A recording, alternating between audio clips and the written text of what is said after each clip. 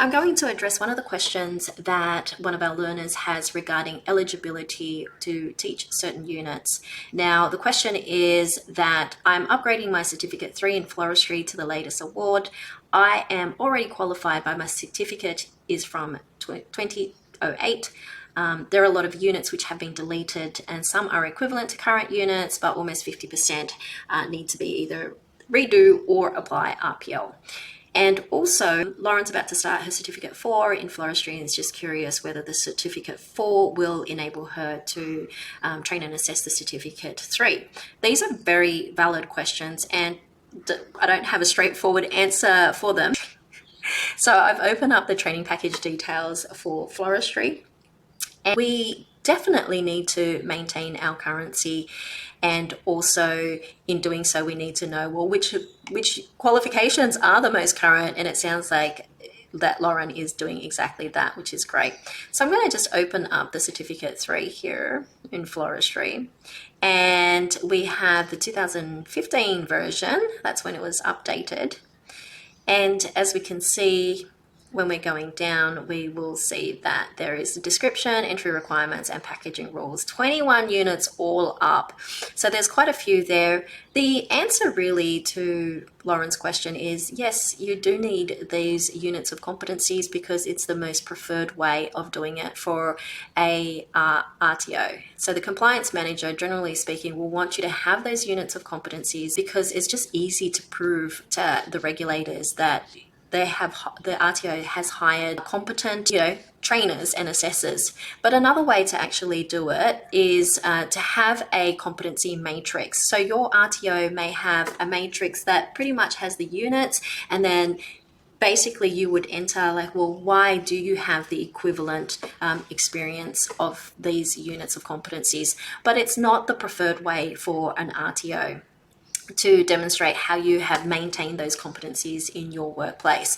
So I would definitely consult the RTO if you have questions regarding this, because every RTO does things slightly differently. But at the end of the day, they want to comply with the RTO standards. So let's check though exactly what you need to be able to teach these. And it used to be at the certificate level, but now it's more and more at the unit level. So if we go just here, the core units, I'm going to open up a unit of competency up just to see what you need exactly.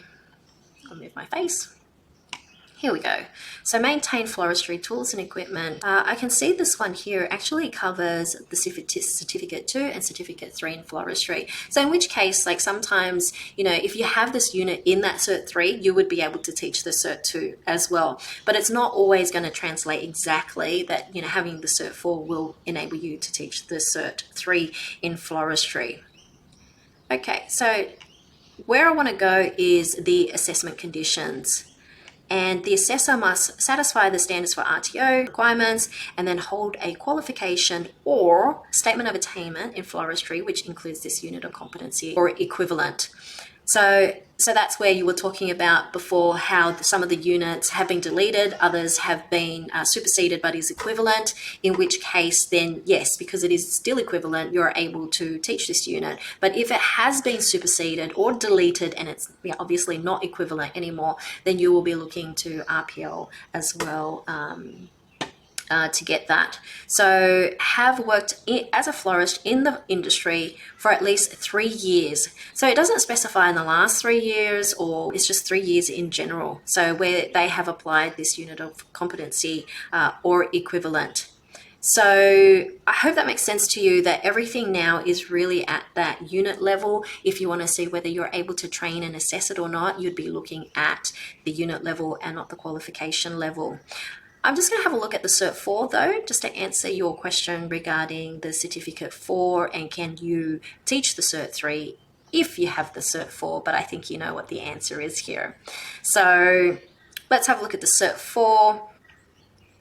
If the units do double up for the Cert 3 and the Cert 4, absolutely you can train those units, but I have a feeling that they are not exactly sort of developed or packaged that way.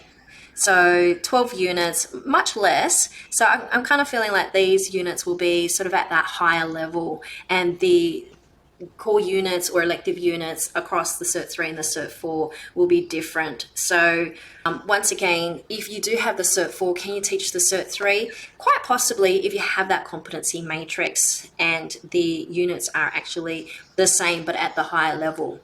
And so if I go to one of the core units to have a look, where is the core unit? Coordinate floristry products for special occasions. Okay. So once again, it's the same thing. Hold a qualification or statement of attainment in floristry, which includes this unit. So when it says, qualification, it could be any qualification, Cert 2, Cert 3, Cert 4. That's what hold a qualification in floristry is about. But the statement of attainment is very specific that it needs to hold this unit of competency or equivalent. So this is what we're seeing, as I mentioned before, more and more of the requirements is specified within the unit of competency itself in the assessment requirements. I hope this has helped answer your question. Please, if you have any other questions, let me know.